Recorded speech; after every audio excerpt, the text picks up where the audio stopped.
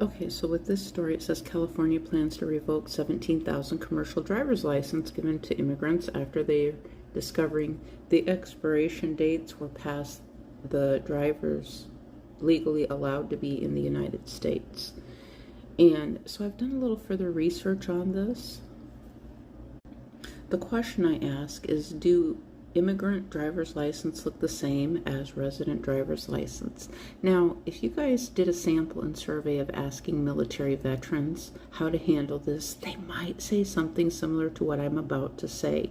Because when we lived overseas, we had driver's license. Well, there was an agreement with the host nation, but we had driver's license that did not look like the country we were living in driver's license. So the United States government handled our driver's license and printed them out for us.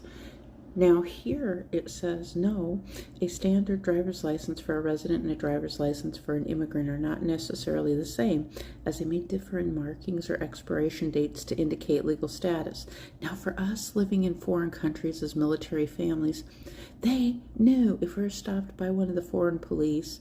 Thankfully I never was, but if I was, the foreign police would know that I was not a resident of that country. And we were always coached and told to be good because we're a representative of the United States in that country. So this says some states are implementing policy for non-citizens to have licenses that look identical to those for citizens, but may contain a limited term label or other indicators, while others have separate, for non-federal purposes, licenses for those who don't provide proof of lawful status. Now, why is this so hard for the United States?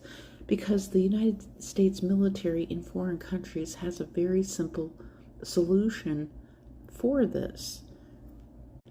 Now, I know personally myself, I could not understand German German TV if they had a bunch of politics taking place while I was living there. It probably would have made me feel really bad about living there if I knew about all the politics that was taking place, like takes place here in the United States. But this seems to be a simple solution, that they can get a driver's license through their consular, through their foreign consular. So, for example, if China has some type of relationship with the United States, then they can go to the Chinese consular and get a Chinese resident driving in the United States driver's license, which looks different from an American one, right?